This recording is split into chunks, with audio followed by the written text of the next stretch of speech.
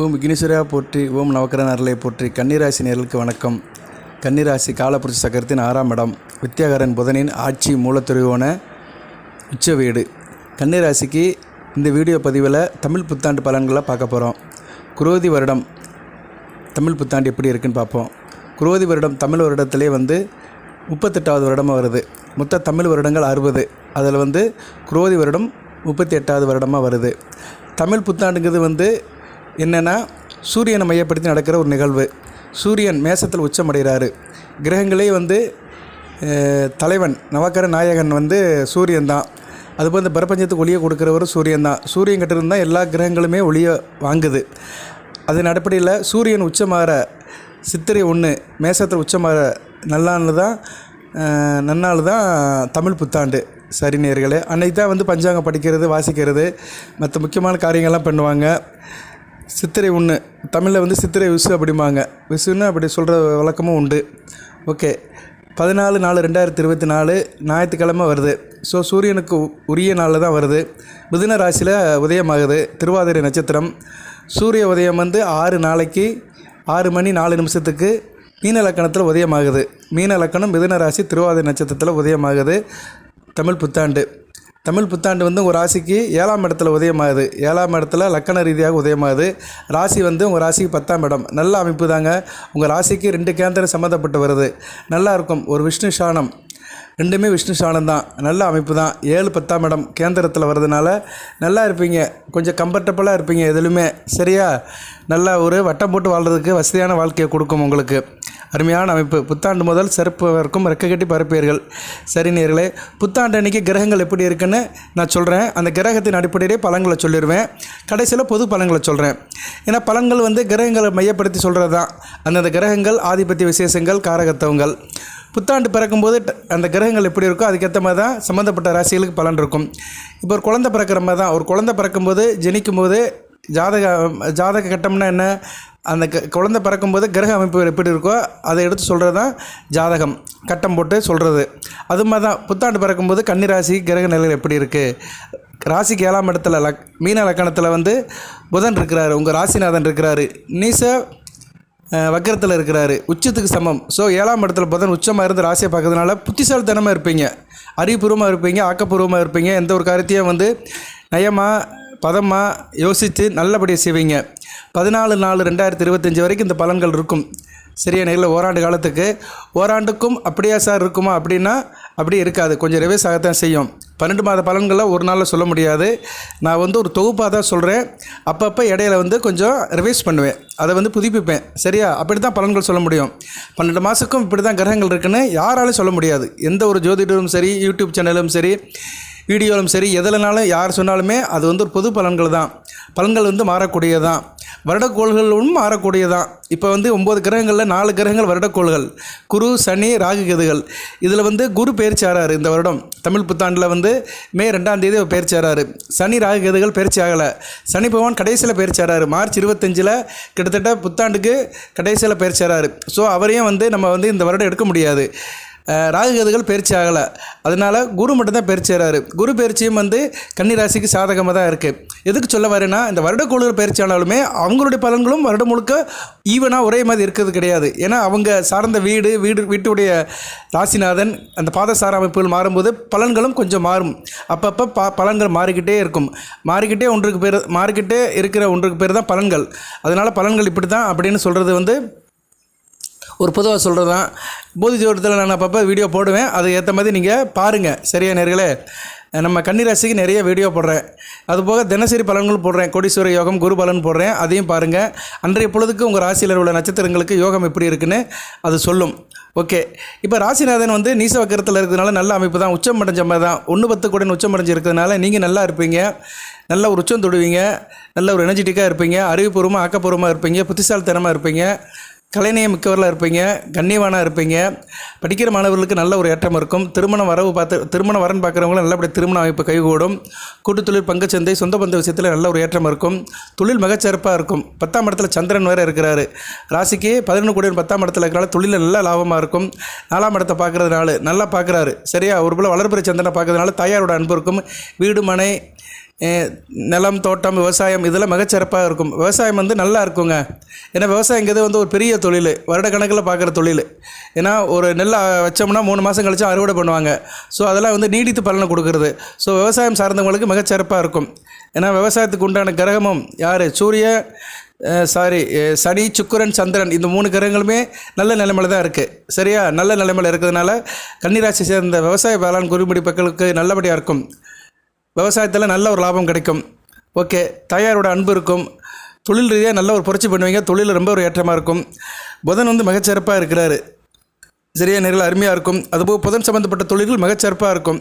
புதன் சம்மந்தப்பட்ட தொழில்கள் புத்தக தொழில், அப்புறம் வந்து காகித தொழில், பத்திரிகை, மீடியா, கல்வி அறக்கட்டளை, சிஸ்டர் ரிலேட்டடாக உள்ளது, சாஃப்ட்வேர் இன்ஜினியர்ஸ், கம்ப்யூட்டர்ஸ், லேப்டாப் சம்மந்தப்பட்ட பொருட்கள், அது சம்மந்தப்பட்ட ஃபீல்டில் வேலை பார்க்குறவங்க, இன்டர்நெட் சென்டர் வச்சுக்கிறவங்க, சிஸ்டர் ரிலேட்டடாக வேலை பார்க்குறவங்க, டேபிள் ஒர்க் பார்க்குறவங்க, மேத்தமெட்டிக்ஸ் படித்தவங்க, சயின்ஸ் ரீதியாக இருக்கிறவங்க, கணிதம், விஞ்ஞானம், வர்த்தகம், சரியா, தர்க்கம் பண்ணுறவங்க எல்லாத்துக்குமே வந்து புதன் வருவார். ஸோ இது சம்மந்தப்பட்ட எல்லாத்துக்குமே நல்லாயிருக்கும். புரோகிதர் வேலை பார்க்குறவங்க, புரோக்கர் வேலை பார்க்குறவங்க, அனைத்து தரப்பிற்கும் நல்ல ஒரு பலன்கள் கொடுப்பார் புதன். 7ஆம் இடத்துலேருந்து கோலாட்சி பண்ணுறாரு. லக்கணத்தில் வந்து மீன லக்கணத்தில் ராகு, சுக்கிரன் இருக்கிறாங்க. ராகு வந்து ராசிக்கு 7ஆம் இடத்துல சுக்கிரன் கூட சேர்ந்துருக்கனால ஓரளவு பரவாயில்ல, கணவன் மனைவி உறவில் ஒரு இணக்கம் இருக்கும். சரியா? ஏன்னா ராகு வந்து ஓரளவு சுபத்துவமாக தான் இருக்கிறார். புதன், சுக்கிரன் ரெண்டு பேரோட சேர்ந்து புத்தாண்டு 7ஆம் இடத்துல பிறக்கிறதுனால கணவன் மனைவர்கள் இணக்கம் இருக்கும். பிரிந்த தம்பதியெல்லாம் உண்டு சேருவீங்க. திருமணமானவர்கள் சந்தோஷமாக இருப்பாங்க. நல்ல விதமாகவே பார்க்கப்படுகிறது. அதுபோல் ராசிக்கு 8ஆம் இடத்துல குரு, சூரியன், அதாவது மேசத்தில் சூரியன் சுபத்துவம் வராரு. உங்கள் ராசிக்கு 8ஆம் இடத்துல சுபத்துவம் வராரு. 12 கூடியவன் 8ஆம் இடத்துல சுபத்துவம் மாறதுனால வெளிநாடு, வெளிமாநில தொடர்பு நல்லபடியாக இருக்கும். வெளிநாடு, வெளிமாநிலத்தில் இருக்கிற கன்னிராசினியர்களுக்கு சிறப்பாக இருக்கும். அந்த தொடர்பில் ஏற்றுமதி இறக்குமதி கூடுதல் சிறப்பாக இருக்கும். ராசிக்கு 4, 7 கூடியவங்க கூட சேர்ந்து இருக்கிறதுனால, 12 கூடிய சேர்ந்து இருக்கிறதுனால தாயார் விஷயத்திலும் சரி, மனைவி விஷயத்திலும் சரி சில விரயங்கள் இருக்க தான் செய்யும். எதிர்பாராத சில செலவுகள் வரும். தாய் விஷயத்திலும் சரி, கணவன் மனைவி உறவில் உள்ள வித்தியாசத்திலும் சரி, மனைவினா கணவன், கணவனா மனைவி, யாரோ ஒருத்தருக்கு எதிர்பாராத சில செலவுகள் வரத்தான் செய்யும். சரியா நேர்களே? அந்த செலவை நீங்கள் எதிர்பார்த்து தான் இருக்கணும். அதுபோக வந்து ராசிக்கு 4ஆம் இடத்துல, ராசிக்கு 10ஆம் இடத்துல சந்திரன் இருக்கிறாரு. அது நல்ல விதமாக பார்க்கப்படுகிறது. உங்கள் ராசியில் கேதுவும் மாந்தியும் இருக்கிறாங்க. அதுக்கடுத்து ராசியில் கேதுவும் மாந்தியும் இருக்கிறது மே 2ஆம் தேதி வரைக்கும் ஒரு பிரச்சனையாக தான் இருக்கும். சரியா? கொஞ்சம் வந்து மன உளைச்சலில், சங்கடத்தில் தான் இருப்பீங்க. 2ஆம் தேதிக்கு பின்னாடி குரு பார்வை வந்த பின்னாடி நிலைமை மாறிடும். நல்ல ஒரு மகா யோகம் கிடைக்கும். கேல யோகம் கிடைக்கிறதுனால ராசி தலகுப்புற திருப்பி போட்ட மாதிரி போயிடும். இந்த வருடம் குரு பயிற்சியில் நல்ல ஒரு அமோக பலன்கள் பிறக்கிற ராசி கன்னி ராசி தான். ஏன்னா குரு உங்கள் ராசிக்கு வந்து 4, 7 கூடியவன். தான் ஒரு வீட்டுக்கு 6ஆம் வீட்டுக்கு வராரு, இன்னொரு வீட்டுக்கு 3ஆம் வீட்டுக்கு வராரு. நல்ல அமைப்பு தான். ஆனால் உங்கள் ராசிக்கு வந்து 9ஆம் இடத்துக்கு வராரு. நல்ல ஒரு அமைப்பு தான். நல்ல விதமாக பார்க்கப்படுகிறது. சரியா நேர்களே? கன்னி ராசிக்கு வந்து பொதுவாக குரு வந்து கேந்திர மாரக பாதகாதிபதி தான். இருந்த போதிலும் 9ஆம் இடத்துல இருந்து நல்ல ஒரு பலன்களை கொடுக்குறாரு. சரியா? 9ஆம் இடத்துல இருந்து நல்ல பலன்களை கொடுப்பாரு. உங்கள் ராசிக்கு நல்ல ஒரு யோகத்தை கொடுப்பாரு. சரி, பாதசாரத்தை எடுத்துட்டோம்னா லக்கணம் வந்து ரேவதி 4ஆம் பாதத்தில் இருக்குது. லக்கணங்க தான் ரொம்ப முக்கியம். சுபவர்க்கம் தான் எடுத்திருக்கு. லக்கணம் ரேவதி 4ஆம் பாதத்தில் இருக்கிறதுனால சிறப்பாக இருக்கும். புதனுடைய ஆதிபத்திய விசேஷமும் காரகத்துவம் அப்படியே கிடைக்கும். காரகத்துவம் ஏற்கனவே சொல்லிட்டேன். ஆதிபத்திய விசேஷங்கிறது 1, 10 தான். நீங்கள் நல்லா இருப்பீங்க, தொழில் சார்ந்து நல்லா இருப்பீங்க, செய்கிற காரியங்கள் சிறப்பாக இருக்கும். அடுத்து சூரியன் அசுபதி 1ஆம் பாதத்தில் இருக்கிறாரு. பிரபஞ்சத்துக்கு ஒளியை கொடுக்குற சூரியன் அசுபதி 1ஆம் பாதம் சுபவர்க்கம் தான் எடுக்கிறாரு. நல்ல விதமாக பார்க்கப்படுகிறது. உங்களுக்கு நல்லா இருக்கும். அயன சேன போக நல்லாயிருக்கும். கொஞ்சம் அலைத்தல் திருத்தல் இருந்தாலுமே, பிரயாணம் இருந்தாலுமே ஒரு மனதுக்கு சந்தோஷமாக இருக்கும். கொஞ்சம் வந்து உங்களுக்கு வந்து வெளிமாநில, வெளிநாடு தொடர்பில் கொஞ்சம் பிரயாணம் இருக்க தான் செய்யும். எதிர்பாராத அதிர்ஷ்டம் கிடைக்கும். திடீர் யோகமும் இருக்கும். அதுபோக அரசியல்வாதிகள், அரசாங்கத்தில் இருக்கிறவங்களுக்கு சில வம்பு வழக்குகள் பிரச்சனையில் சந்திக்கிற மாதிரி இருக்கும். ஏன்னா சூரியன் அரசு சம்மந்தப்பட்ட கிரகம். அவர் 8ஆம் இடத்துல இருந்தாலுமே, அவர் சுபவர்க்கு எடுத்தாலுமே அந்த 8ஆம் இடங்கிறது வந்து சில அசுப பலன்களை கொடுக்க தான் செய்யும். ஸோ அரசியல்வாதிகள், அரசாங்கத்தில் இருக்கிறவங்களுக்கு கொஞ்சம் அலைச்சல் இருக்க தான் செய்யும். வீண் பிரச்சனைகள் இருக்க தான் செய்யும். வீண் கவலைகள் மனதில் வந்துட்டு போகத்தான் செய்யும். அது இல்லைன்னு சொல்ல முடியாது. சந்திரன் திருவாதிரை 1ஆம் பாதத்தில் சுபவர்க்கு எடுத்திருக்கிறாரு. ஸோ சிறப்பாக இருக்குங்க. லக்கணம், சூரியன், சந்திரன் எல்லாருமே சுபவர்க்கம் தான் எடுத்திருக்கிறாங்க. நல்ல விதமாக பார்க்கப்படுகிறது. 11 கூடியவன் வந்து நல்ல நிலைமையில் தான் இருக்கிறாரு. புதன் சாரம் வாங்கினமா தான். ஏன்னா திருவாதிரைங்கிறது ராகுவின் சாரம் தான். ராகு வந்து இப்போ மீனத்தில் இருக்கிறதுனால கிட்டத்தட்ட குருச்சாரம் வாங்கினமா தான். நல்ல விதம் தான். 11 கூடியவன் 4, 7 கூடியவன் சாரம் வாங்கியிருக்கிறதுனால குடும்பத்தில் தாயாருடைய கை ஓங்கி இருக்கும். தாயாரிகள் நல்லபடியாக இருப்பாங்க. வண்டி வாகனம், டிரான்ஸ்போர்ட் வச்சுருக்கிறவங்களுக்கு நல்ல ஒரு லாபகரமான நாளாக பார்க்கப்படுகிறது. கால்நடை வளர்ப்பு மிகச் சிறப்பாக இருக்கும். கூட்டுத் தொழில் பங்கு சந்தை மிகச்சிறப்பாக பார்க்கப்படுகிறது.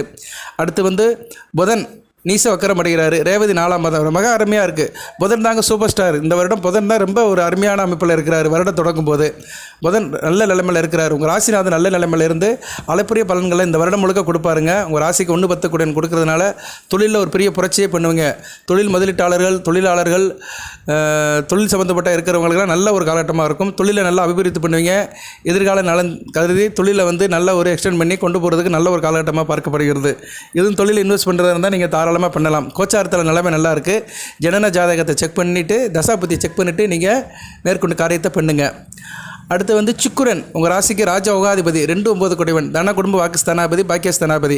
நான் எதுக்கு ஒவ்வொரு கிரகத்துக்கும் அப்டேட் பண்ணிகிட்டே வரேன்னா, ஒவ்வொரு கிரகத்தின்படி பலன் சொல்கிறது தான் பலன்கள். 19 சொல்கிறதுங்கிறது வந்து வேறு, அது வாசிக்கிறது, வாய்ப்பாடு சொல்கிறது, அது வந்து இது வாசிக்கிறது. இது வந்து சமன்பாடு. நான் சொல்கிறது வந்து ஒவ்வொரு கிரகங்கள், அந்த கிரக வீடுகள், பாதசாரங்கள் எல்லாமே வந்து வாய்ப்பாடு. சரியா? இப்படி நமக்கு வந்து வாய்ப்பாடுன்னு ஒன்று இருக்கோ, அதன்படி தான் சொல்லிகிட்டு இருக்கிறேன். ஏன்னா அந்த புத்தாண்டு பிறக்கும்போது உள்ள கிரக அமைப்புக்கு ஏற்ற மாதிரி தான் சம்மந்தப்பட்ட ராசிக்கு பலன்கள் இருக்கும். அந்த கிரகம் உங்கள் ராசிக்கு எந்த ஆதிபத்தியத்துக்கு உள்ளது, அந்த கிரகத்தோட காரகத்துவம் என்ன, அந்த கிரகம் எந்த சாரத்தில் இருக்குது, அதன்படி தான் பலன் கொடுக்கும் சம்மந்தப்பட்ட ராசிக்கு. அதைத்தான் இப்போ நான் வரிசையாக ஒவ்வொரு கிரகமும் அதை பாதசாரமும் வரிசையாக அப்டேட் பண்ணிட்டு வரேன். பொறுமையாக கேளுங்க. நம்ம சேனலை சப்ஸ்கிரைப் பண்ணவங்க சப்ஸ்கிரைப் பண்ணுங்கள், பெல் பட்டன் ஆன் பண்ணுங்கள், நோட்டிஃபிகேஷனில் வர எல்லா வீடியோவும் பாருங்கள். அதுபோக தினசரி வீடியோ போடுறேன், அதையும் பாருங்கள். கோடீஸ்வர யோகம்னு ஒரு டைட்டில் போடுறேன். ராசி பலன்கள், சந்திர பலன்கள், குரு பலன்கள், மெகா யோக பலன்கள், நட்சத்திர தார பலன்கள் எல்லாம் சேர்ந்து ஒரு வீடியோவை போடுறேன். கன்னிராசிக்கு அது பிரயோஜனமான வீடியோவாக இருக்குன்னு நிறைய நேரில் சொல்கிறாங்க. எனக்கும் தகவல் வருது. அதை பார்த்தீங்கன்னா அன்றாட பொழுதில் அவங்க ராசி நட்சத்திரம் எப்படி இருக்குது, உத்திரம், அஸ்தம், சித்திரை, இந்த 3 நட்சத்திரத்துக்கும் யோக நாளாக இருக்கான்னு நீங்கள் பார்த்துக்கலாம். ஓகே. சுக்கிரன் நல்ல நிலைமையில் தான் இருக்கிறாரு. ரேவதி 1ஆம் மாதம் சுபவர்க்கு எடுத்திருக்கிறாரு.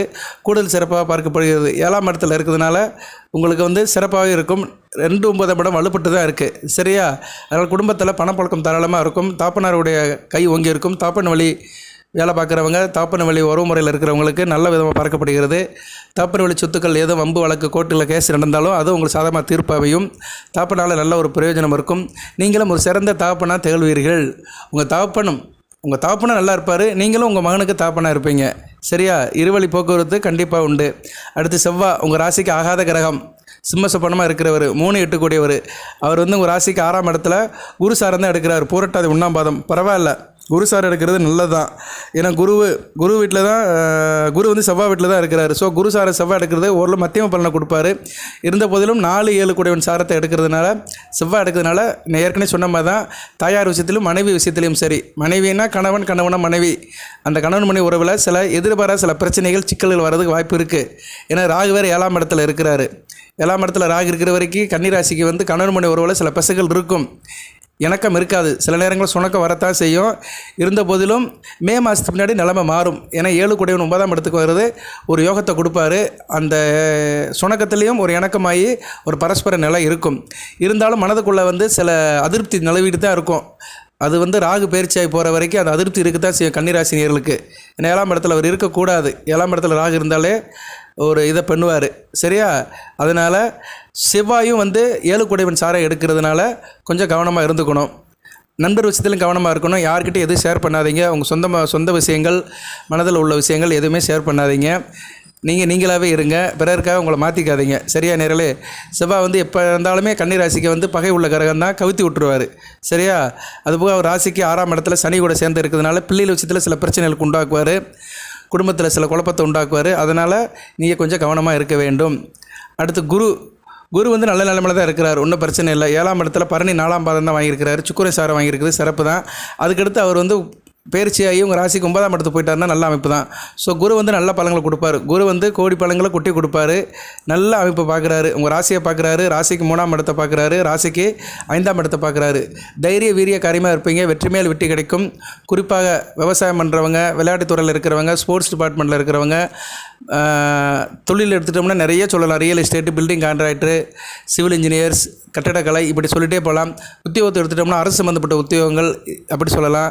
அதுபோக தனியார் இதில் எடுத்துட்டோம்னா வியாபாரத்தை எடுத்துட்டோம்னா டீ கடை, காஃபி கடை, மட்டன் ஷாப், இதை அப்படி சொல்லலாம். அப்புறம் அறுவை சிகிச்சை டாக்டர்ஸ், இப்படி நிறைய சொல்லலாம். இவங்களுக்கெல்லாம் அருமையான காலகட்டமாக இருக்கும். கொடி கட்டி பறப்பீங்க. நீங்களும் ஒரு தண்ணீர் இல்லாத மனிதனாக இருப்பீங்க. தைரியமாக இருப்பீங்க. எனர்ஜெட்டிக்காக இருப்பீங்க. எந்த ஒரு காரியத்தையும் உத்வேகமாக செய்வீங்க. முன் வைத்த காலை பின் வைக்க மாட்டீங்க. இப்படி சில அளப்பரிய பலன்களை குரு செய்வார். 5ஆம் இடத்தை பார்க்கறதுனால அதிர்ஷ்டம் கைகூடும். நீங்கள் கும்பிட்ட சாமி பழிக்கும். அதாவது எல்லா நேரமும் நம்மளுடைய வழிபாடு வந்து பலிக்காது. இந்த காலகட்டத்தில் வந்து வழிபாடு பலிக்கும். 2024 தமிழ் புத்தாண்டு முதல் ஏப்ரல் 14 முதல் நீங்கள் கும்பிட்ற பக்தி, நீ கும்பிட்ற வழிபாடு வந்து உங்களுக்கு ஒரு பலனை தரும். சரியா? கும்பிட்ட கைகளுக்கு குறைவு இருக்காது, சிறப்பை தரும். பூர்வ புண்ணிய சொத்துக்கள் கிடைக்கும், அதிர்ஷ்டம் கைகூடும். நீங்கள் பேசுகிற வார்த்தை ஒவ்வொன்றும் மந்திரமாக மாறும். சரியா? அந்த அளவுக்கு இறை அன்பு உங்களுக்கு கிடைக்கும், இறையோட அனுக்கிரம் கிடைக்கும், காரிய அனுகூலம் இருக்கும், காரிய சித்து இருக்கும், சிறப்பாக இருப்பீங்க. நல்ல விதமாகவே பார்க்கப்படுகிறது. குரு பயிற்சியும் சரி, குருவுடைய நிலைப்பாடும் சரி. அடுத்து சனி பகவான் உங்கள் ராசிக்கு ராஜயோகாதிபதியும் சொல்ல முடியாது, யோகர்னு சொல்லலாம். ஏன்னா ராஜயோகாதிபதி சுக்கிரன் தான் 2 9 கூடியவர். சனி பகவான் 5 6 கூடியவர். பூர்வ புண்ணிய ஸ்தானாதிபதி, ரணருண ரோக ஸ்தானாதிபதி. அவர் குரு சாரை எடுத்திருக்கிறார், பரவாயில்ல.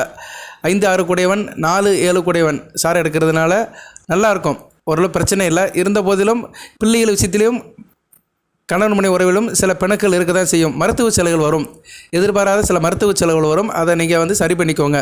அந்த மருத்துவ செலவுகளும் வந்து பெருசாலாம் பாதிக்காது. ஏன்னா என்ன இருந்தாலும் சனி பகவான் வந்து அதிர்ஷ்டகாரகன். கன்னி ராசிக்கு வந்து அவ்வளோ கெடுதலை கொடுக்க மாட்டார். ஏதோ மேலோட்டமாக ஒரு தட்டு தட்டி விட்டு போயிடுவார் வழியே, பிரச்சனை ஒன்றும் இருக்காது. ஸோ சனி பகவான் வந்து குரு சாரை வாங்கி போகிறது ஒரு மத்தியம பலனை கொடுப்பாரு. இருந்தாலும் அவருடைய சில ஆதிபத்திய விஷயத்தை கெடுக்கிற மாதிரி சில வம்பு தும்பு கடனை கொடுப்பாரு. அவர் வந்து தனகாரகன் புத்திரகாரகன் சாரத்தில் போகிறதுனால பிள்ளைகள் விஷயத்திலும் சரி, பண விஷயத்திலும் சரி, எதிர்பாராத சில நெருக்கடிகளை சந்திப்பீங்க, சில காலகட்டத்தில் சந்திப்பீங்க. அது எந்தெந்த காலகட்டம்னு நான் வருங்காலத்தில் சொல்கிறேன். ஏன்னா இப்போதைக்கு ஒன்றும் பிரச்சனை இல்லை. வருங்காலத்தில் சில நேரத்தில் அந்த அமைப்பு வரும். உங்கள் ராசிக்கு 2ஆம் இடமும் ராசிக்கு 6ஆம் இடமும் பாதிக்கப்படுற இடத்துல அந்நேரம் வந்து கையில் காசு பணம் பிரச்சனை வரும், கடன் வாங்குற மாதிரி இருக்கும். அது இப்போதைக்கு இல்லை. சரியா? நேரில் 2ஆம் இடத்துக்கு குரு பார்வை இருக்குது மே மாதம் வரைக்கும். அதுக்கடுத்து 2 கூடிய சுக்கிரன் நல்ல நிலைமையில் தான் இருக்கிறாரு. அவர் இப்போ 7ஆம் இடத்துல இருக்கிறாரு. அடுத்து 8 9 10 11 12ஆம் இடம் வரும்போது தான் கொஞ்சம் நெருக்கடி இருக்கும். அதுக்கு வந்து சிம்மத்துக்கு வருவார் அவர். சிம்மத்துக்கு சுக்கிரன் வரும்போது கிட்டத்தட்ட புரட்டாசி மாதம் ஆயிரும். அந்த காலகட்டத்தில் உங்களுக்கு ஞாபகப்படுத்துகிறேன். அந்த காலகட்டத்தில் உங்களுக்கு கொஞ்சம் பணம் நெருக்கடி இருக்கும், கடன் கப்பு வாங்குற மாதிரி இருக்கும். சரியா? ஜோதிட பலன்களை ஒரே நாளில் சொல்லிட்டோம்னா உங்களுக்கு மறந்து போயிடும். ஒரு காதில் வாங்கிட்டு ஒரு காதில் மறந்துடுவீங்க, விட்டுருவீங்க. இதுக்கு தான் பொது ஜோதிடத்தில் அப்பப்போ நான் பிரேக் பண்ணுவேன். அப்பப்போ அந்த என்ன இருக்கோ, எது முக்கியத்துவமாக இருக்கோ, எந்த விஷயம் உங்களுக்கு சார்ந்து இருக்கோ அது சாதகமாக பாதகமான அப்டேட் பண்ணி உங்களுக்கு பலன்கள் கொடுக்குறேன். இது வந்து பொது பலன்கள் தான். சரியா? ஒரு ஜோதிடர் வந்து நின்று நிகழ்காலத்தில் நின்றுட்டு எதிர்கால கணிக்கணும், நிகழ்காலத்தில் நின்றுட்டு எதிர்காலத்தை கணிக்கணும். 14/4/2024 இருந்து 14/4/2025 வரைக்கும் 12 மாதம் எப்படி போகுதுன்னு ஒரு சர்வே சொல்லிகிட்டு இருக்கிறேன். அதன்படி தான் இப்போ உங்களுக்கு நான் பேசிகிட்டு இருக்கிறேன், புள்ளி விவரத்தோடு பேசிகிட்டு இருக்கிறேன். அடுத்து வந்து ராகு நல்ல நிலைமையில் இல்லை. நான் முதல் வார்த்தையிலே சொல்லிட்டேன், ராகு நல்ல நிலைமையில் இல்லை. ராகு பவனை ரொம்ப கும்பிடணும். ஏன்னா ராகு 7ஆம் இடத்துலேருந்து ஏகப்பட்ட குடைச்சலை கொடுத்துட்ருக்கிறாரு. அதனால் பௌர்ணமி தோறும் நீங்கள் வந்து அம்மன் வழிபாடு இருக்கணும். துர்க்கை முனோ காளை முனோ கும்பிடணும். ராகு வேலையில் ரொம்ப கும்பிடணும். ஞாயிற்றுக்கிழமை ராகு வேலையில் வந்து நீங்கள் வந்து வழிபடலாம். சரியா? வெள்ளிக்கிழமை ராகு வேலை, இல்லைன்னா ஞாயிற்றுக்கிழமை ராகு வேலையில் நீங்கள் வந்து காலபைரவரை கும்பிடலாம். சரியா? நேரில் காலபைரவரை கும்பிடுறது சால சிறந்தது. கேது நல்ல நிலைமையில் தான் இருக்கிறார், ராசியில் இருக்கிறாரு. மே மாதத்துக்கு பின்னாடி அவர் குரு பார்வைக்கு வந்ததுனால எந்த பிரச்சனையும் இல்லை. குரு பார்வை கேதுவை வந்து ஒரு கண்ட்ரோல் கொண்டு வந்துடும். சரியா? கொஞ்சம் கோயில் கோலன்னு போயிட்டு வருவீங்க, ஆலய திருப்பணியில் ஒரு ஈடுபாடாக இருப்பீங்க, தெய்வ நம்பிக்கை கூடும், மனதில் ஒரு அமைதி இருக்கும், மன சஞ்சலம் நீங்கும். குரு ராசியை பார்த்துட்டாலும் கேது வந்து சந்திர சாரத்தில் தான் போகிறார், 11 கூடிய சாரத்தில் போகிறதுனால மாதம் ஒரு 15 நாள் நல்லா இருப்பீங்க. வளர்பிறை காலகட்டத்தில் நல்லா இருப்பீங்க. தேய்பிறதில் கொஞ்சம் டிஸ்டர்பன்ஸ் இருக்க தான் செய்யும். சந்திர நிலைப்பாடு கத்தப்பதி நிலைமை மாறுபடும். அதுபோல் உங்கள் ராசிநாதன் உங்கள் ராசிக்கு 7ஆம் இடத்துலேருந்து 8 9 10 11 12 வருது, நல்ல அமைப்பு தான். ராசிக்கு வருது, நல்ல அமைப்பு தான். ஸோ புதனும் அடுத்தடுத்து நல்ல நிலைமைக்கு தான் வராரு. அவர் உங்கள் ராசிக்கு 3ஆம் இடத்துக்கு வரும்போது தான் பிரச்சனை இருக்கும். 3ஆம் இடத்துக்கு இந்த தடவை வந்தாலுமே குரு பார்வைக்கு தான் வருவார். ஸோ மிகச்சிறப்பாக இருக்கும். குரு பார்வைக்கு புதனும் சுக்கிரனும் வருகிற காலகட்டம் மிகச்சிறப்பாக இருக்கும். உங்கள் ராசிக்கு புதன் 11ஆம் இடம், உங்கள் ராசிக்கு 3ஆம் இடம், ராசிக்கு 5ஆம் இடத்துல புதன் வரும்போதெல்லாம் அளப்பரிய பலன்களை வாரி வழங்குவார். சரியா? நேரில் ஏன்னா குருவுடைய 3 பார்வை உள்ள இடங்களுக்கு, அதாவது என்னென்ன ராசினா கன்னி, விருச்சிகம், மகரம், இந்த 3 ராசியில் சுக்கிரன் புதன் வருகின்ற காலகட்டமெல்லாம் உங்களுக்கு வந்து கொட்டோன்னு கொட்டும், நல்ல பலன்களை கொடுப்பாங்க. சரியா? இந்த 3 கிரகங்களுமே வரும் அடுத்த வருடம். இந்த தமிழ் புத்தாண்டில் 12 மாதத்தில் ஒரு சைக்கிள் அப்படி சுற்று வரும்போது சுக்கிரனும் புதனும் கண்டிப்பாக ஒரு ரவுண்டில் அப்படி வருவாங்க. எப்போ வருவாங்கன்னா அடுத்த புரட்டாசிக்கு மேலே வருவாங்க. புரட்டாசி, ஐப்பசி, கார்த்திகை, மார்கழி, தை, மாசி, பங்குனி, அந்த 7 மாதத்துக்குள்ளே சுக்கிரனும் புதனும் வந்து உங்களுக்கு வந்து நல்ல நிலைமைக்கு வருவாங்க. ஸோ உங்களுக்கு பலன்களை எடுத்துட்டோம்னா புரட்டாசி மாதத்துக்கு மேலே நல்ல பலன்கள் இருக்கும். சரியா? உங்களுக்கு வந்து புரட்டாசி மாதத்துக்கு மேலே ரொம்ப சிறப்பாக பலன்கள் இருக்கும். ஒரு 6 மாதத்துக்கு பின்னாடி அபரிதமாக இருக்கும். தமிழ் புத்தாண்டு குரோதி ஆண்டில் வந்து பிற்பகுதி சிறப்பாக இருக்கும். பிற்பகுதியில் வந்து 100க்கு 100 மார்க் எடுப்பீங்க, முற்பகுதியில் வந்து 100க்கு ஒரு 70 மார்க் எடுப்பீங்க. இப்படி தான் பலன்கள் போகும். ஓகே. அடுத்த ராசியில் மாந்தி இருக்கிறாரு. மாந்தி வந்து உத்திர 4ஆம் பாதத்தில் இருக்கிறாரு. ஒன்றும் பிரச்சனை இல்லை, சுப வர்க்கம் தான் எடுத்திருக்கிறாரு. கண்ணியில் மாந்தி இருக்கலாம், கண்ணியில் வந்து மாந்தி இருக்கலாம். இருந்தாலும் ராசி சம்மந்தப்பட்ட இருக்கிறதுனால கொஞ்சம் மன கிளேசம் இருக்கும். மனதில் வந்து சில பயம், அப்பப்போ பயம் வந்துட்டு போகும். ஏன்னா ராசியில் கேது ராசி மாந்தி இருக்கிறதுனால மனசில் வந்து தேவையில்லாத இனம் புரியாத பயம் இருக்கும். பயத்தை எடுத்துருங்க, ஒன்றும் பிரச்சனை இல்லை. எதாக இருந்தாலும் பார்த்துக்கலாம். துணிவே துணைன்னு இருந்தீங்கன்னா உங்களுக்கு சரியாயிரும். குரு பயிற்சிக்கு பின்னாடி அந்த பயமெல்லாம் ஓடி போயிடும். நல்லா துணிஞ்சு இருப்பீங்க. சரி நேர்களே, இப்போ வந்து கன்னி ராசிக்கு மற்ற கிரகங்களோட அமைப்பின்படி ஒரு பலனை சொல்லிட்டேன். 20 நிமிஷம் ஆயிடுச்சு. அதாவது பலன்கள்னு எப்படின்னா கிரகத்தை வச்சு, கிரகத்தினுடைய வீடு அதோடைய பாதசாரத்தை வச்சு நான் அப்படி பலன் சொல்லியிருக்கிறேன். நின்ற இடத்த வச்சு அதுக்கேற்ற மாதிரி பலன் சொல்லியிருக்கிறேன். இது வந்து உங்களுக்கு வந்து அப்ளிகபிளாக இருக்கும். அடுத்தடுத்து வருகின்ற காலகட்டங்கள் உங்களுக்கு சிறப்பை கொடுக்கும். சரி, புது பலன்கள் எப்படி சார் இருக்கும் அப்படின்னு பார்ப்போம். படிக்கிற மாணவர்கள் நல்லா படிப்பீங்க. சரியா, படிப்பில் நல்ல ஒரு ஏற்றம் இருக்கும். அதுபோக கன்னிராசினியர்களுக்கு முக்கிய பெருமைகளோட சந்திப்பு இருக்கும். அது வந்து பயனுள்ளதாக இருக்கும். அதுக்கடுத்து வந்து கொடுத்த வேலையை சரியாக செய்வீங்க. அதனால் நல்ல ஒரு வளம் இருக்கும். பல ஆண்டுகளாக இருந்து வந்த பிரச்சனைகள், சிக்கலான பிரச்சனைகள்லாம் உங்களுக்கு வந்து படிப்படியாக தீர்ந்து ஒரு நிம்மதிக்கு வந்துடுவீங்க. தீர்க்கவே முடியாதுன்னு சில பிரச்சனை இருந்திருக்கும். உங்கள் தொழிலையும் சரி, குடும்பத்திலையும் சரி, வேலை பார்க்குற இடத்துலையும் சரி, சில பிரச்சனைகள் வந்து பெர்மனண்டாகவே இருந்திருக்கும். அந்த பிரச்சனைகளை நீர்த்து போயிடும். அந்த பிரச்சனைகள்லாம் சீக்கிரமாக ஒரு முடிவை கண்டுக்குருவீங்க. அதுபோல் கலைத்துறையினர், திரைப்படமாக இருந்தாலும் சரி, சின்ன திரையாக இருந்தாலும் சரி, இயல், இசை, நாடகம், இப்படி நிறைய இருக்குது. அந்த கலை சம்மந்தப்பட்டவங்களுக்கு நல்ல ஒரு அமைப்பு கிடைக்கும், தொடர்பு கிடைக்கும், வெளிநாடு தொடர்பு கிடைக்கும், சிறப்பாக இருப்பீங்க. அதுபோல் விளையாட்டுத்துறையில் இருக்கிறவங்க, ஸ்போர்ட்ஸில் இருக்கிறவங்களுக்கும் ஒரு சவால் இருக்கும். அந்த சவாலை எடுத்துக்கிட்டு நல்ல பேர் எடுப்பீங்க. சவாலை வந்து சந்திப்பீங்க. அந்த சந்திப்பு வந்து உங்களுக்கு சிறப்பை தரும். போட்டி, பந்தயம், லாட்டரிலாம் மிகச்சிறப்பாக பார்க்கப்படுகிறது. கூட்டுத்தொழிலில் இருக்கிறவங்களுக்கு பிரச்சனை தீரும். கூட்டுத்தொழில் நல்ல ஒரு லாபத்தை கொடுக்கும். வரவுக்கு மீறிய செலவு இருக்காது. செலவு வந்து எல்லாமே கட்டுக்குள்ளே தான் இருக்கும். வரவு அதிகமாக இருக்கும். அதனால் சேவிங்ஸ் பண்ணுறதுக்கு வாய்ப்பு இருக்கும். அரசியல்வாதிகள் சில ராஜதந்திரமான வேலைகள்லாம் செய்வீங்க. அது உங்களுக்கு ஒரு பலத்தை கொடுக்கும். சரியா, அதே மாதிரி குறைந்த முதலீடில் நிறைய லாபம் சம்பாதிக்கலாம். சிறு குறு வியாபாரிகளுக்கெல்லாம் நல்ல ஒரு காலகட்டமாக பார்க்கப்படுகிறது. வீட்டுக்கு தேவையான ஆடம்பர பொருட்கள், வீட்டுக்கு தேவையான உபயோகமான பொருட்களை வாங்கி கொடுப்பீங்க. அது ஒரு சந்தோஷமாக இருக்கும். பணப்புழக்கம் இருக்கும். மாணவர்கள் வந்து வெளிநாட்டு படிப்புக்காக போகலாம். உயர்கல்வி படிக்க, பிஹெச்டி, எம்ஃபில் படிக்க, இல்லைன்னா வேறு எதனாச்சும் சிறப்பு படிப்பு படிக்க நீங்கள் வந்து வெளிநாட்டு போகலாம். மருத்துவத்துறையில் இருக்கிறவங்களுக்கு அருமையான காலகட்டமாக இருக்குது. MBBS, doctors, deform, Siddha, Ayurveda இப்படி படிக்கிறவங்களுக்கெல்லாம் நல்ல ஒரு விதமாக பார்க்கப்படுகிறது. பொருளாதார நிலை, கையில் காசு பணம் வந்து சீராக இருக்கும். பணப்பிரச்சனை இருக்காதுங்க. குரு பார்வைக்கு முன்னாடி கேள யோகம் வந்து ராசிக்கு வர்றதுனால பணப்பிரச்சனை இருக்காது. பரிகாரங்கிறது வந்து ஏற்கனவே சொல்லிட்டேன் நான். ராகு பவனுக்கு வந்து முக்கியமான பரிகாரம் சொல்லிட்டேன் நான், வீடியோவில் சொல்லிட்டேன். அடுத்து வந்து சனிக்கிழமை பொதுவாக பெருமாள் கோயிலுக்கு போய்ட்டு வாங்க. தாயாரை கும்பிடுங்க, பெருமாளையும் கும்பிடுங்க. சனி பவனுக்கு ஒரு விளக்கு போட்டு வாங்க. அதுபோக வியாழக்கிழமை விநாயகரை கும்பிடுங்க. வீட்டில் கும்பிட்டாலும் சரி, பக்கத்தில் இருக்க விநாயகர் கோயிலுக்கு போய்ட்டு வியாழக்கிழமை விநாயகர் பெருமானை கும்பிடுங்க. நல்லபடியாக இருக்கும். ஏன்னா ராசியில் வந்து கேது இருக்கார் அல்லவா, அதுக்கு வந்து விநாயகரை கும்பிடுறது கூடுதல் சிறப்பை தரும். வாழ்த்துக்கள் நேர்களே. கன்னிராசிக்கு வந்து குரோதி ஆண்டு அருமையான ஆண்டாக இருக்குது. ஒரு பொற்காலமாக தான் சொல்லலாம். ஏன்னா வந்து உங்களுக்கு வந்து உங்கள் ராசிக்கு வந்து குரு பார்வை இருக்குது. குரு நல்ல நிலைமைக்கு போகிறார். 9ஆம் இடத்துக்கு, பாக்கிய ஸ்தானத்துக்கு, மகாலட்சுமி ஸ்தானத்துக்கு போகிறதுனால ஒரு நல்ல ஒரு அமைப்பை கொடுப்பாரு. பொன்னான காலத்தை கொடுக்குறாரு, ஒரு பொற்காலத்தை கொடுக்குறாரு. சிறப்பாக இருக்கும். அங்கே நட்சத்திர சாரம், குரு போகிற நட்சத்திர சாரமும் சூரிய, சந்திர, செவ்வாய், கார்த்திகை, ரோகிணி, மிருகசீரிஷம். இது ஒன்றும் அவ்வளோ பிரச்சனை இல்லை. மிருகசீரிஷத்தில் போகிறது தான் கொஞ்சம் காம்ப்ளிகேஷனாக இருக்கும். ஏன்னா செவ்வாய் நட்சத்திரம். மற்ற 2 நட்சத்திரமும் அந்தளவுக்கு கன்னிராசிக்கு வந்து வேண்டிய நட்சத்திரத்துங்களை தான். அடுத்து எடுத்துட்டோம்னா சனி பகவானும் ஓரளவு நல்ல நிலைமையில் தான் இருக்கிறாரு. செவ்வாய் அடுத்து வந்து பயிற்சியாகி போகிறது வந்து மீனம், மேசம், ரிஷபம்னு வருவார். மீனத்துக்கு வரும்போது அவர் வந்து பரிவர்த்தனை யோகத்தில் இருப்பார். ஒன்றும் பிரச்சனை இல்லை, நல்ல அமைப்பு தான். ஏன்னா குரு வீட்டில் அவர் வீட்டில் குருவும் இருக்கிறாங்க. மே மாதத்துக்குள்ளே தான் நடக்கும். ஸோ அடுத்த ஏப்ரல் 22ஆம் தேதி செவ்வாய் வந்து ராசிக்கு 7ஆம் இடத்துக்கு போயிடுவார். 7ஆம் இடத்துல செவ்வாய் போகிறது நல்ல அமைப்பு இல்லை. கடன் முனைவரால் சில பிரச்சனைகள் வரும். அதை வச்சு தான் நான் சொன்னேன். இந்த வீடியோவில் சொன்னேன். இருந்த போதிலும் பரிவர்த்தனை நோக்கத்தில் இருக்கிறதுனால சில சிறப்பை தருவார். அதுக்கடுத்து 8ஆம் இடத்துக்கு போயிடுவார். 8ஆம் இடத்துக்கு போவார். 8ஆம் இடத்துல போய் இருப்பார். 8ஆம் இடத்துல ஆட்சி பெற்றிருப்பார். 8ல் செவ்வாய் இருக்கிறது நல்ல அமைப்பு இல்லை. அந்நேரம் குரு இருக்க மாட்டார். குரு வந்து பயிற்சியாக 9ஆம் இடத்துக்கு வந்துடுவார். 8ல் செவ்வாய் வந்து தனியாக இருப்பார். 8ல் செவ்வாய் தனியாக இருந்து இருக்கிறது நல்ல அமைப்பு இல்லை. ராசிக்கு 11ஆம் இடத்தையும், ராசிக்கு 2ஆம் இடத்தையும், ராசிக்கு 3ஆம் இடத்தையும் பார்ப்பார். கொஞ்சம் கவனமாக தான் இருக்கணும். சரியா, குடும்பத்தில் வந்து கொஞ்சம் பொருளாதார நெருக்கடி இருக்கும். லாபம் குறைஞ்சி தான் போகும். ஸோ அந்த காலகட்டம் வந்து உங்களுக்கு வந்து இன்னும் நாட்கள் இருக்குது. சரியா, அந்த நாட்களில் தான் உங்களுக்கு நான் வீடியோ போடுவேன். சரியா, செவ்வாயுடைய நிலைப்பாடு கன்னிராசிக்கு ரொம்ப முக்கியம். ஏன்னா உங்களுக்கு கால வர்ற கிரகமே செவ்வாய் தான் வந்து கன்னிராசிக்கு வந்து கட்டையை போடுற கிரகம். தேர் ஓடிட்டு இருக்கும்போது கட்டையை போட்டு பாட்டுவாங்கல்ல, அது மாதிரி கன்னிராசிக்கு நல்ல பலங்களாகி வேகமாக சுற்றிட்டு இருக்கும்போது அந்த வேகத்தை குறைக்கிறவர், உங்கள் ஆட்டத்தின் திசையை மாற்றுறவர் எல்லாமே செவ்வாய் தான். அந்த செவ்வாயோடைய பயிற்சிக்கு ஏற்ற மாதிரி உங்களுக்கு நான் பலன் போடுவேன். அது சாதகமாக இருக்கா பாதகமாக இருக்கா, எந்த விஷயத்தில் நீங்கள் கவனமாக இருக்கணும்னு அப்பப்போ அப்டேட் பண்ணுவேன். செவ்வாய் வந்து இப்போதைக்கு நல்லா இருக்கிறாரு, அடுத்தும் நல்லா இருக்கிறாரு. 8ஆம் இடத்துக்கு வந்து கொஞ்சம் பிரச்சனை பண்ணுவார். அடுத்து 9ஆம் இடத்துக்கு வரும்போது நல்ல அமைப்பு தான். குரு கூட சேர்ந்து குருமங்கள யோகத்தை கொடுப்பாரு.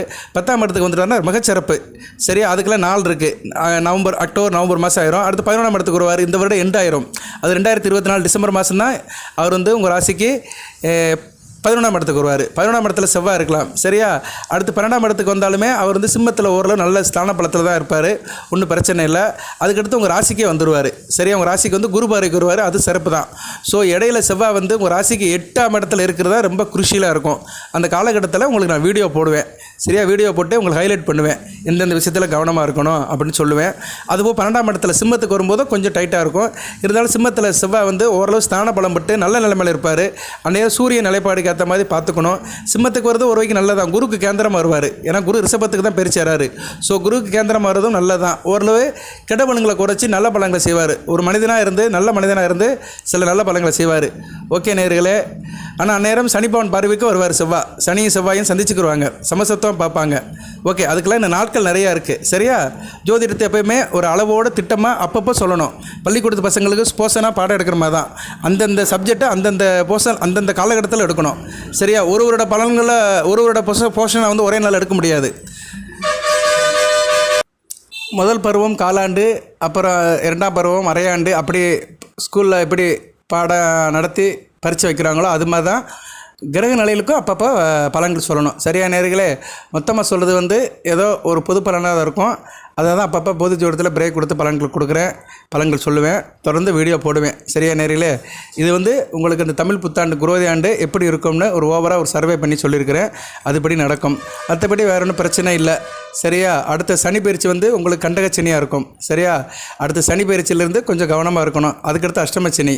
சரியா, அது ஒரு 5 வருட காலம் உங்களுக்கு வந்து கொஞ்சம் கஷ்டமாக தான் போகும். நான் இப்போயே சொல்லிடுறேன் நான். ஏன்னா எதுவுமே ஜோதிடருங்கிறது வந்து எதிர்காலத்தை கணிச்சு சொல்கிறவர் தான் ஜோதிடர். ஸோ உங்களுக்கு வந்து அடுத்த மார்ச் 2025 மார்ச்சிலிருந்து கண்டகச்சனி ஆரம்பிச்சிடும். ஒரு ராசிக்கு 7ஆம் இடத்துக்கு சனி பகவான் போயிடுவார். போய் அவர் நேரம் எப்படி இருக்கிறாரு, அவர் வீடு கொடுத்த கிரகம் மற்ற கிரகங்கள்லாம் எப்படி இருக்குது, அதுக்கேற்ற மாதிரி பலன்கள் கொஞ்சம் மாறுபடும். அதுக்கடுத்து அஷ்டமச்சனி ஆகும் கன்னிராசிக்கு. கொஞ்சம் ஒரு இப்போயே தயாராக இருந்துக்கோங்க. இந்த ஓராண்டு நல்லாயிருக்கும் உங்களுக்கு. சரியா, வருகிற மே 2024 மே 2025 வரைக்கும் நல்லா சிறப்பாக இருக்கும். காசு பணத்தை சேர்த்து வச்சுக்கோங்க. குடும்பத்தில் பொறுப்பான காரியத்தை செய்யுங்க. நீங்களும் பொறுப்பாக இருங்க. பொறுப்பாக மற்றவங்களையும் வச்சுக்கோங்க. ஏன்னா அடுத்து வந்து சனி பகவான் நல்ல நிலைமைக்கு போகலை. சரியா, உங்கள் ராசிக்கு 5, 6 குடையவன் 7, 8ஆம் இடம் சம்மந்தப்படுறதுனால உத்தியோகத்தில் போகிறவங்களுக்கும் சரி, குடும்பத்தில் இருக்கிறவங்களுக்கும் சரி, பிள்ளைகளை வச்சுக்கிறதும் சரி, சில எதிர்பாராத பிரச்சனைகள் வர்றதுக்கு வாய்ப்பு இருக்கும். கவனமாக இருக்கணும். நீங்கள் கொஞ்சம் சங்கடப்படுறதுக்கு வாய்ப்புகள் நிறைய இருக்குது வருகின்ற காலகட்டத்தில். அதாவது 2025 மார்ச் மாதத்துக்கு பின்னாடி இன்னும் ஓராண்டு காலம் இருக்குது. அது வரைக்கும் கொஞ்சம் கவனமாக இருங்க. வருமுன் காப்போம், வளமாக இருப்போம். அதுதான் ஒரு ஜோதிடர் சொல்கிற அறிவுரை. நான் எந்த ராசியாக இருந்தாலும் முன்னாடியே கொஞ்சம் கூடுதலாக சொல்லிடுவேன். இப்படி இருக்குங்க, அதனால் கவனமாக இருக்கணும். ரோட்டில் போட்டுருக்குறாங்களா, வளைவுகளில் முந்தாதீர்கள், அபயகரமான வளைவு வருகிறது, மெதுவாக செல்லவும்னு போர்டு போட்டிருப்பாங்க. டேக் டைவர்ஷன் அப்படிலாம் போர்டு போட்டிருப்பாங்க. எதுக்குன்னா உங்களுக்கு ஒரு எச்சரிக்கை மணி அடிக்கிறதுக்கு தான் சொல்கிறோம். அதனால தான் உங்களுக்கு அடுத்து வருகின்ற காலகட்டத்தில் சனி பகவான் வந்து கண்டகச்சனி அஷ்டமச்சனியை போகிறதுனால இப்போவே கொஞ்சம் பொறுமையாக நிதானமாக இருந்தீங்கன்னா வருங்கால வசந்தமாக இருக்கும். வாழ்த்துக்கள். இந்த தமிழ் புத்தாண்டு வந்து உங்களுக்கு மிகச் சிறப்பாக இருக்கும். அதுபோக வந்து சில பேர் வந்து கடன் பிரச்சனை இருக்குது சார், எனக்கு வந்து பண பிரச்சனை இருக்குது சார் அப்படிங்கிறாங்க. அதுக்கு ஒரு வார்த்தை சொல்கிறேன், ஒரு பரிகாரம் சொல்கிறேன், அதை வாங்கிக்கோங்க. வீடியோ நிறைவு பகுதிக்கு வந்துட்டோம். அது என்னென்னா ஒன்றும் கிடையாது. ஏலக்காய் இருக்குல்ல, ஏலக்காய் வந்து என்ன பண்ணுறீங்கன்னா ஒரு நூலில் ஒரு மாலை மாதிரி கோர்த்துக்கோங்க. ஒரு 5-6 ஏலக்காவை மாலை மாதிரி கோர்த்துக்கோங்க. நூலில் கோர்த்துக்கிட்டு ஊசியால் ஒட்டை போட்டு கோர்த்துக்கிட்டு வீட்டு நிலைவாசலை கட்டி விட்ருங்க. சரியா, ஏலக்காய் வந்து ஒரு நறுமண பொருள், மகாலட்சுமியோட அம்சம், சுக்கிரனுடைய வாசம் பண்ணுற பொருள். அது இருந்தாலே கடன் கப்பு அவ்வளவு வீட்டில் இருக்காது. வீட்டில் ஒரு பாசிட்டிவ் எனர்ஜி இருக்கும். அதுபோக வந்து வீட்டில் எப்போயுமே வந்து ஏலம், கிராம்பு, சோம்பு, பச்சை, இது பட்டை, லவங்கம் இதெல்லாம் வச்சுருக்கணும். சரியா, லவங்கம் கிராம்பு 2 ஒன்று தான். இதெல்லாம் வச்சுருக்கணும். இந்த நறுமண பொருட்கள்லாம் வச்சுருக்கணும். பொதுவாக இதெல்லாம் பிரியாணி போடுறதுக்கு பயன்படுற பொருட்கள், பிரியாணி செய்கிறதுக்கு பயன்படுற பொருட்கள் வீட்டில் எப்போயுமே இருக்கணும். அந்த பொருட்கள் வந்து அலசருக்கு சாமானில் இருந்துச்சுன்னா பண பிரச்சனை இருக்காது. சரியா? அப்படி பண பிரச்சனை இருந்தாலுமே தீர்த்து வைக்கிற கட்டுக்குள்ளே தான் இருக்கும். கடன் பிரச்சனையும் அந்தளவுக்கு இருக்காது. எல்லாமே கைமீறி போகாது. இது வந்து எல்லார் வீட்லேயும் இருக்கும். சில சைவால் வீட்டில் சைவ சமையல் பண்ணுறவங்க வீட்டில் இதெல்லாம் வச்சுருக்க மாட்டாங்க. ஆனால் அவங்களும் வாங்கி வச்சுக்கலாம். சரியா? இதை வந்து ஒரு வீட்டுக்கு தேவையோ இல்லோ வாங்கி ஒரு ஓரமாக வச்சுக்கலாம். இந்த பொருட்கள்லாம் கெட்டு போகாது, ஈஸியாக கெட்டு போகாது. அதனால் வருடக்கணக்கில் கிடக்கும். இதை வாங்கி வச்சுக்கோங்க. கொஞ்சம் திட்டமாக வாங்கி வச்சுக்கோங்க. சரியா? வாங்கி ஒரு டப்பாவில் போட்டு வச்சுக்கோங்க. அதுபோக வந்து உங்கள் பூஜை அறையில் விநாயகர் பெருமானை கும்பிடும்போது ஒரு ஏலக்காய் வச்சு கும்பிடுங்க. ஒரு 3 ஏலக்காவை வந்து ஒரு சின்ன ஒரு பாத்திரம், தாமிர பாத்திரம் இல்லைன்னா பித்தளை பாத்திரம் இல்லைன்னா வெங்கல பாத்திரம், அது சின்ன பாத்திரத்தில் 3 ஏலக்காய் வச்சு படையில் வச்சு அப்படி சாமி கும்பிடுங்க. அதை நீங்கள் எடுக்க வேண்டாம், அப்படியே இருந்தால் மட்டும் போதும். அங்கேயே இருக்கலாம், விநாயகருக்கு முன்னாடியே இருக்கலாம். சரியா? அது வந்து ஒரு சக்தியை கொடுக்கும். உங்களுக்கு குடும்பத்தில் ஒரு சுபிட்சத்தை கொடுக்கும், ஒரு நல்ல ஒரு பாசிட்டிவ் எனர்ஜியை கொடுக்கும், நல்ல ஒரு அமைப்பை கொடுக்கும். அதுபோக பீரோவில் சேஃப்டி லாக்கர் இருக்குது பார்த்தீங்களா, பணம் வைக்கிற இடத்துல வந்து ஒரு சின்ன ஒரு டப்பா, அந்த டப்பா வந்து பிளாஸ்டிக்காக இருக்கக்கூடாது, சில்வராக இருக்கக்கூடாது. முடிச்சு கூட போட்டுக்கலாம். ஒரு மஞ்சள் துணியில் வந்து அந்த பொருட்களை போட்டு முடிச்சு போட்டு நீங்கள் அதுக்குள்ளே வச்சுக்கலாம். பச்சை கற்பூரம், ஏலம், கிராம்பு, அந்த சோம்பு, அந்த இலை இருக்குது பார்த்தீங்களா, அந்த இலையை வைக்கக்கூட அவசியம் இல்லை. இந்த 4 பொருட்களை மட்டும் வச்சுக்கலாம். சரியா? இந்த 4 பொருட்கள் ஏலம், பச்சை கற்பூரம், கிராம்பு, சோம்பு. இந்த சோம்புனாங்கிறதுன்னு பிரிஞ்சீரகம். சரியா? அதை தான் சோம்பு அப்படிம்பாங்க, பிரிஞ்சீரகம். அந்த இது 4 பொருளையும் அந்த மஞ்சள் துணிக்கில் வச்சு இத்தனோண்டு ஒரு சுண்டைக்களவு இல்லைன்னா நெல்லிக்களவு ஒரு முடிச்சு மாதிரி கட்டி உங்கள் சேஃப்டி லாக்கர் உள்ள பீரோக்களை வச்சிட்டிங்கன்னா நல்லாயிருக்கும். நறுமணமாகவும் இருக்கும், கெட்டும் போகாது. உங்களுக்கு வந்து ஒரு மகாலட்சுமி கடாட்சியத்தை கொடுக்கும். பணம் நிறைய இருக்கும், பணம் தங்கும். சரியா? வீட்டில் பணம் தங்கும், செலவுகள் குறையும், வரவு அதிகமாகும். இது சின்ன ஏற்பாடு தான், சின்ன வேலை தான். இதை சிறப்பாக செய்யுங்க. சின்ன விஷயத்தில் தான் பெரிய லாபங்கள் இருக்குது. அதை நம்ம சீர்தூக்கி செய்யணும். சரியா? இது எப்போ சார் செய்யணும்னா வெள்ளிக்கிழமை செய்யுங்க. வெள்ளிக்கிழமை இரவு 8 to 9 ஒரு நாள் பூஜை பண்ணிவிட்டு வீட்டில் மகாலட்சுமி வச்சு பூ போட்டு சாமி கும்பிட்டுட்டு அந்த மஞ்சள் துணியை எடுத்துகிட்டு அதை வந்து நல்லா ஒரு கொஞ்சம் தேய்ச்சிட்டு, ஒரு சின்ன சைஸ் தான், ஒரு 6 இன்ச்சுக்கு 6 இன்ச்சு தான் போதும். சரியா? 1/2 அடிக்கு 1/2 அடி அதுக்குள்ளே நடுவில் வச்சுக்கிட்டு அதை அப்படியே ஒரு முடிச்சு மாதிரி போட்டு பொட்டனை மாதிரி போட்டு வீட்டில் வச்சுருங்க. சரியா? சேஃப்டி லாக்கரில் உள்ளே வச்சுருங்க. சுத்தமான இடத்துல வச்சிட்டிங்கன்னா சிறப்பாக இருக்கும். நல்லா இருக்கும் நேயர்களே. இருந்தால் பிரச்சனை இருந்தாலுமே இந்த சின்ன காரியங்களை பண்ணிங்கன்னா உங்களுக்கு ஒரு வளத்தை கொடுக்கும், ஒரு வாழ்க்கையில் ஒரு ஏற்றத்தை கொடுக்கும். இந்த புத்தாண்டு, தமிழ் புத்தாண்டு குரோதி வருடம் கன்னிராசி நேயர்களுக்கு நல்ல ஒரு ஆண்டாகவே பார்க்கப்படுகிறது. எல்லாம் வல்ல இறைவன் உங்களுக்கு சில சௌபாகியத்தையும் சில ஐஸ்வர்யத்தையும் தேகாரத்தையும் தீர்க்காயிலும் கொடுப்பார். அனைத்து வளங்களையும் நலங்களை பற்றி நீடோடி வாழ்க, நிறைந்த வளம் பெறுக. நன்றி நேயர்களே.